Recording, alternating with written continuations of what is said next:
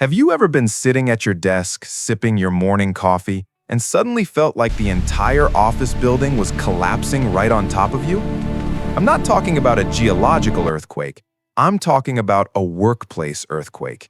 It hits you when that project you've been building for a year gets canceled out of nowhere, or when the executive who always supported you suddenly resigns, or worse, when a colleague throws you under the bus in the middle of a major meeting. In that split second, the epicenter is right beneath your chair. Your confidence, your pride, and your sense of stability crumble like a building with no foundation. In structural engineering, when we design a skyscraper to withstand a massive earthquake, we do not suffer from the illusion that we can stop the earthquake. We cannot control the tectonic plates. Instead, we focus entirely on two things: the foundation pilings and the flexibility of the structure. Pilings are the deep pillars that transfer the massive weight of the building down into the solid earth. If those pilings are too shallow, or if they are just resting on soft clay, the moment a violent tremor hits, the soil loses its bearing capacity. No matter how beautiful the glass facade of that building is, it will sink, tilt, and eventually collapse. Your professional life works exactly the same way. A magnitude 8 earthquake in the office aligns perfectly with an ancient philosophical concept known as the 8 worldly winds. These are the inevitable fluctuations of life: gain and loss, status and disgrace, praise and blame, pleasure and pain. This is the natural seismic activity of the corporate world. The reason some people experience a career crisis and completely break down, fall into depression, or burn out is simply because their mental pilings were driven too shallow. They anchored their life stability to a manager's praise. They attached their self-worth to a job title on a business card, or tied their ultimate happiness to an end-of-year bonus. In the lens of philosophy, these external validations are nothing but soft clay. They are governed by the law of impermanence. They shift, they change, and when the tremors come, a mind without a solid foundation comes crashing down. Now, let us look at a fascinating scientific phenomenon called soil liquefaction.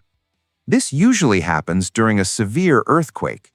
When water-saturated, loosely packed sand is shaken violently by seismic waves, the water pressure inside the soil spikes. The soil completely loses its strength and temporarily behaves like a liquid. The concrete pilings that once held the building up are suddenly floating in mud, and the entire structure just sinks into the ground. If we apply this principle to business risk management, it is identical to what happens when an organization faces extreme volatility without a crisis plan. The corporate structure liquefies, systems fail, and the team loses direction. Your mind does the exact same thing when you are hit by a sudden shock of unfairness or failure at work. When you are harshly criticized, emotions like anger, resentment, and fear rise up just like pressurized groundwater. The logical, rational mind you usually rely on dissolves. Your mental ground liquefies. You start panicking, blaming your coworkers, cursing your luck, or lashing out emotionally. In the business world, reactive decisions made in this state are usually the worst ones you can make, and they only accelerate the collapse. So, the ultimate question is, how do we drive our mental pilings through that soft clay, past the liquefaction zone, all the way down to the solid, unshakable bedrock? In construction, engineers keep hammering the pile until it hits a layer of stone where it simply cannot go any deeper. In philosophy, that bedrock is wisdom. It is the profound understanding of reality. It is the realization that your job title or the project you just failed at is not your true identity. It is just a temporary role you are managing. If you can separate the two, if you can understand that a failed project does not mean you are a failure as a human being, that is the moment your piling hits bedrock. When the crisis hits, your exterior might shake, but your core will stand incredibly firm. But driving this pile takes heavy machinery, which brings us to our next phase. To drive a concrete piling through layers of soft mud down to the solid bedrock, construction crews use a massive piece of heavy machinery called a pile driver. The physics behind it is wonderfully simple. A massive iron weight is hoisted high up into the air and then dropped directly onto the head of the piling. Bang! Then it is lifted and dropped again. Bang! This process is not completed in a single strike. It requires consistency, patience, and relentless repetition until the foundation is secure.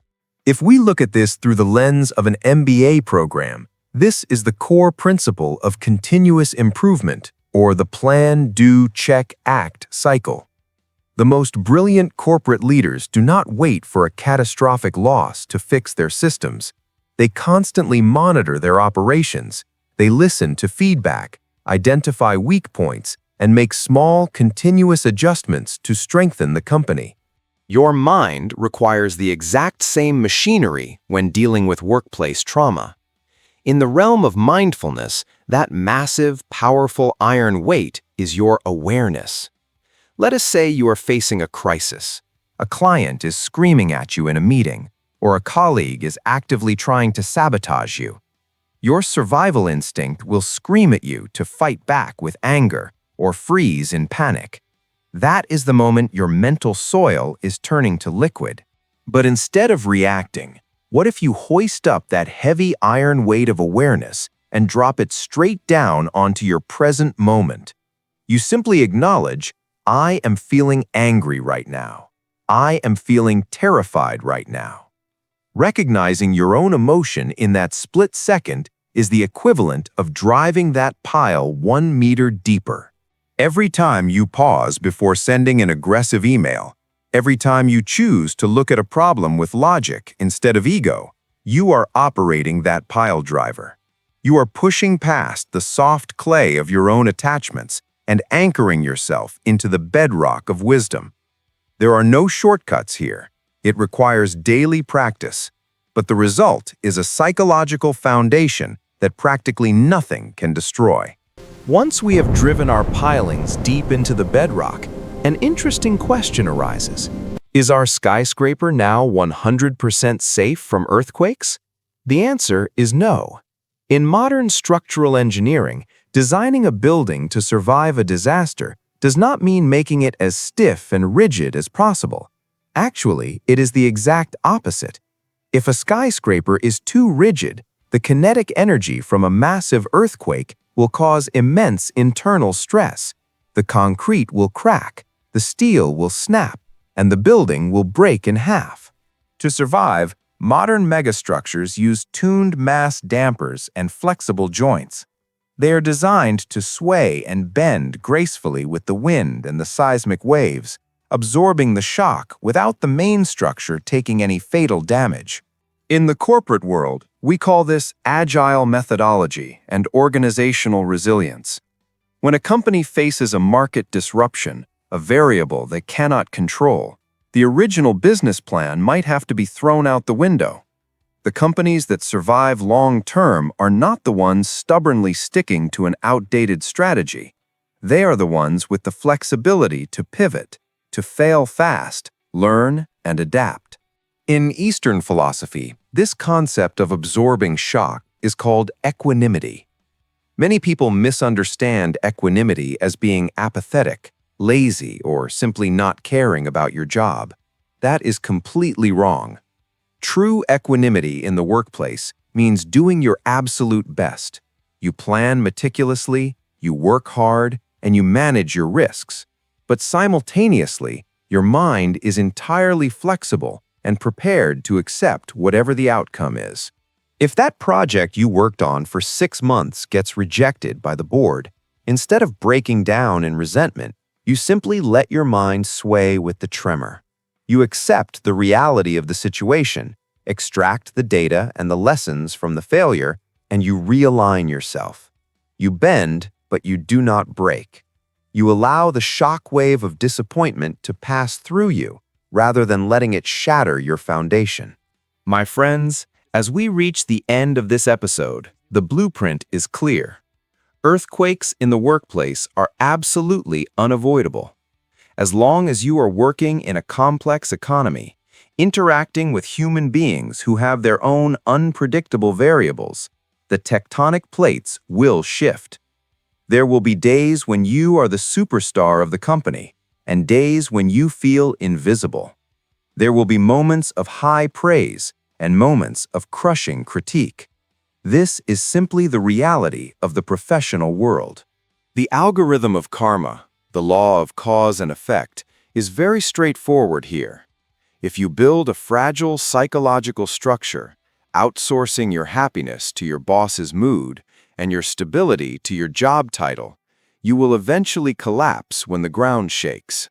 But if you choose to invest in your own mental infrastructure starting today, if you use the pile driver of mindfulness to anchor yourself into the bedrock of wisdom, you will realize that while work is an important part of your life, it is not your entire existence. Do not forget to install flexibility. Let go of your rigid expectations. Normalize uncertainty. When your foundation is deep and your structure is agile, you can walk into the office tomorrow morning and face an 8-magnitude earthquake.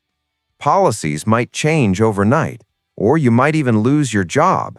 You might sway, you might need a moment to catch your breath, but your core value, your professionalism, and your inner peace will never, ever collapse.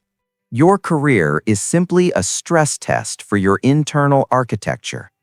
Every challenge is an opportunity to prove the strength of your foundation. Use your practical skills, your business logic, and your mindful wisdom to engineer a life that is both balanced and unbreakable. Thank you for tuning in to The Logical Monk.